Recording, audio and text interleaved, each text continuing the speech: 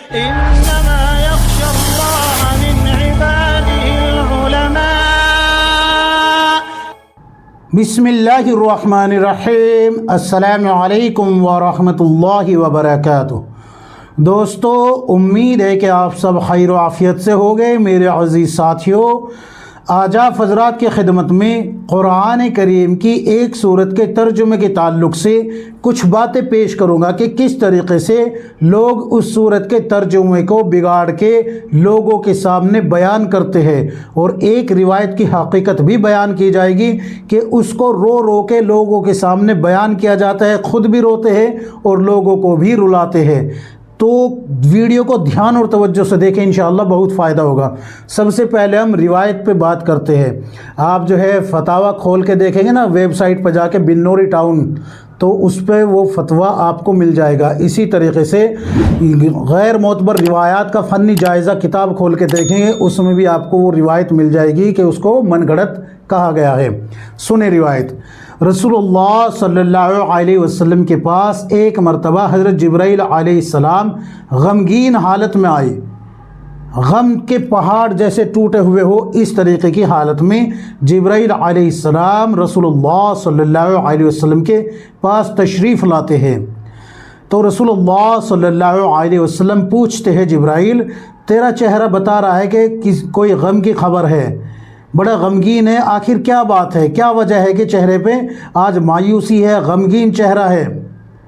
تو حضرت جبرائیل علیہ السلام کہتے ہیں کہ اللہ تعالیٰ نے مجھے جہنم کا مشاہدہ کرایا ہے، مجھے جہنم دکھائی ہے.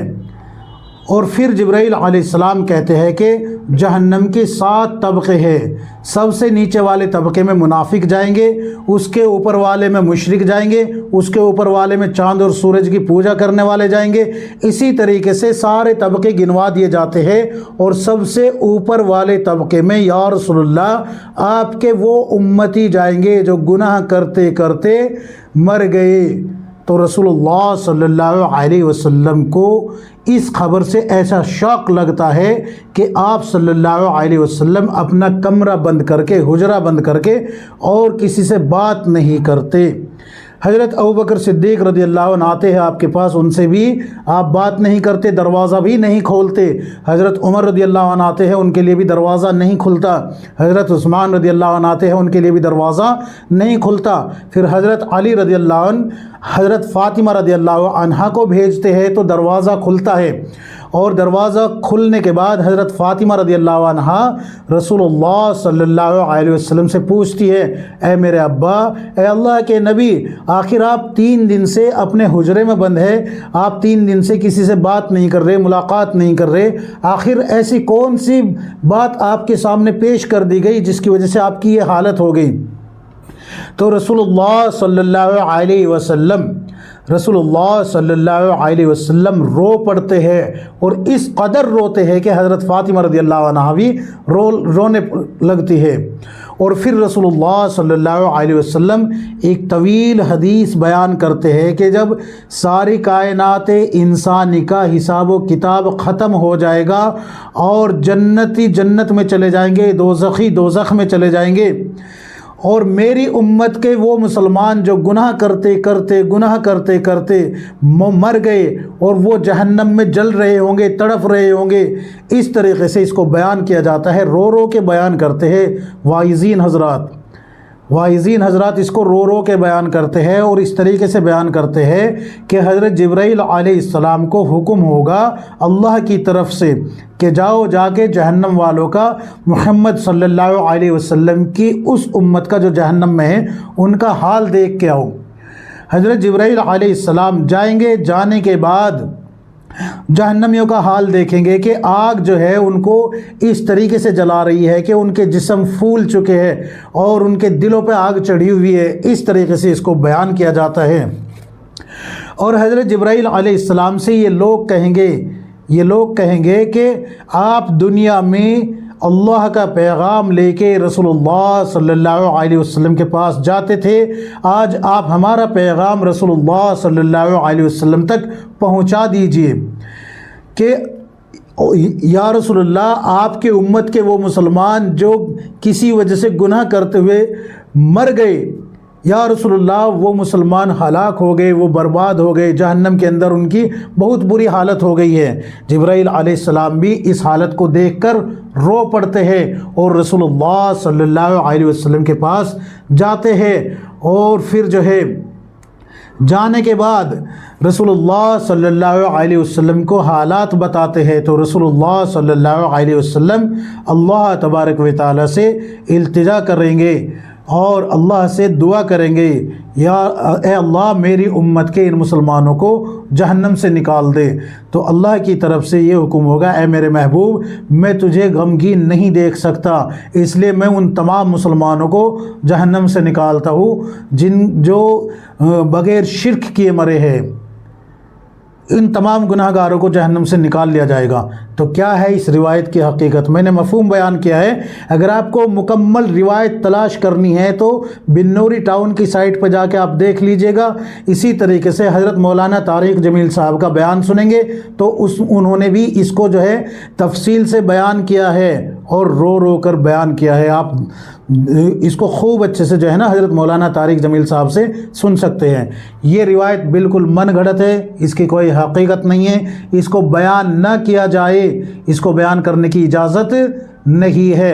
ہاں ایک بات ذہن نشین رکھے، یہ جو جہنم کے طبقے بتائے گئے ہیں، جہنم کے طبقے، تو یہ روایت الگ ہے، بلکہ جہنم کے جو طبقے ہیں ان کے تو جو نام بھی قرآن سے ثابت ہے، جیسے کہ حطمہ ہوا، سعیر ہوا، حاویہ ہوا، تو یہ تو طبقے جو ہے قرآن سے بھی ثابت ہے، اور دوسری روایتوں سے یہ بھی ثابت ہے کہ جہنم کے اندر سب سے اوپرلے درجے میں مسلمان ہوں گے اور سب سے کم عذاب اس کو دیا جا رہا ہوگا جس کے آگ کے تسمے ہوں گے، آگ کے جوتے ہوں گے۔ اس طریقے سے روایتیں ملتی ہیں، لیکن یہ جو روایت ہے کہ حضرت جبرائیل علیہ السلام آئے اور آپ کو ایک خبر دی اور 3 دن تک آپ جو ہے کمرے میں بند رہے، حضرت ابوبکر رضی اللہ عنہ آ کے بھی چلے گئے، حضرت عمر رضی اللہ عنہ آ کے بھی چلے گئے، حضرت عثمان رضی اللہ عنہ بھی آ کے چلے گئے، آپ نے دروازہ نہیں کھولا، اور اسی طریقے سے آپ جو ہے اکیلے 3 دن تک کمرے میں بند رہے۔ حضرت فاطمہ رضی اللہ عنہ جب آئی تو آپ نے دروازہ کھولا اور پوری تفصیل حضرت فاطمہ رضی اللہ عنہ کو بتائی اور کہا کہ تم بھی میری امت کے لیے دعا کرو اور میں خود بھی اپنی امت کے لیے دعا کروں گا۔ تو یہ روایت من گھڑت ہے، اس کو بیان کرنے کی اجازت نہیں ہے۔ اس میں سب سے بڑا جھول یہی ہے کہ رسول اللہ صلی اللہ علیہ وسلم اگر 3 دن تک کمرے میں بند رہے ہیں تو پھر آپ کی جماعت کی نمازوں کا امامت کا کیا ہوا؟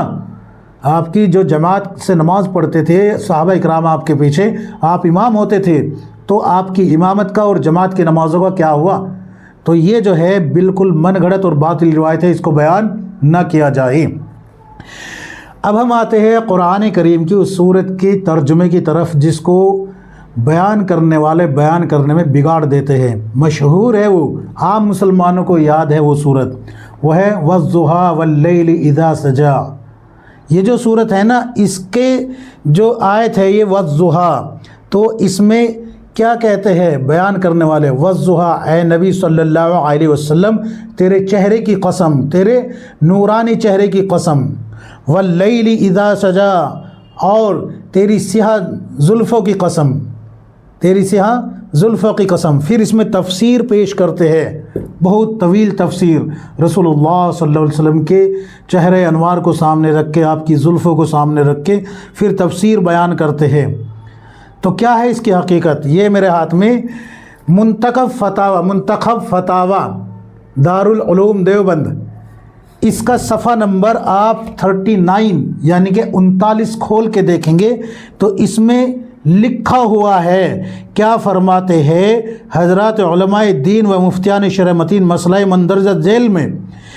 کیا یہ صحیح ہے کہ قرآن کریم میں والضحیٰ سے مراد چہرہ انوار اور واللیل سے مراد آپ صلی اللہ علیہ وسلم کے سر مبارک کے مبارک بال ہے، جیسے کہ بعض سیرت نگاروں اور شعراء کی طرف سے سامنے آیا ہے؟ تو اس کا جواب حضرت علماء اکرام نے، مفتیان اکرام نے، دارالعلوم دیوبند کے مفتیان اکرام نے یہ لکھا ہے کہ مذکورہ منقول یہ جو مذکورہ معنی بیان کیے جاتے ہیں اس کی دلیل کہاں سے انہوں نے لی ہے، یہ انہی سے پوچھا جائے۔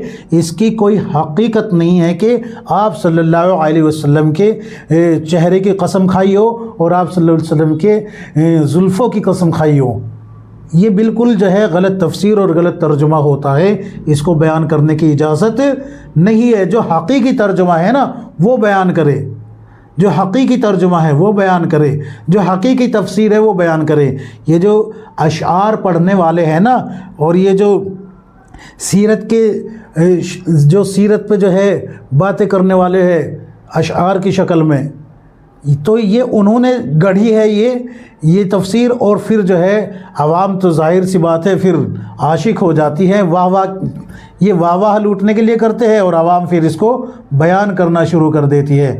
اللہ ہم سب کے ایمان کی حفاظت فرمائے۔ تو یہ دو باتیں میں نے آپ حضرات کی خدمت میں پیش کی ہے کہ جو وہ روایت ہے جس کو حضرت مولانا طارق جمیل صاحب نے بھی بیان کیا ہے اور دیگر لوگوں نے بھی بیان کیا ہے، وہ بالکل من گھڑت ہے۔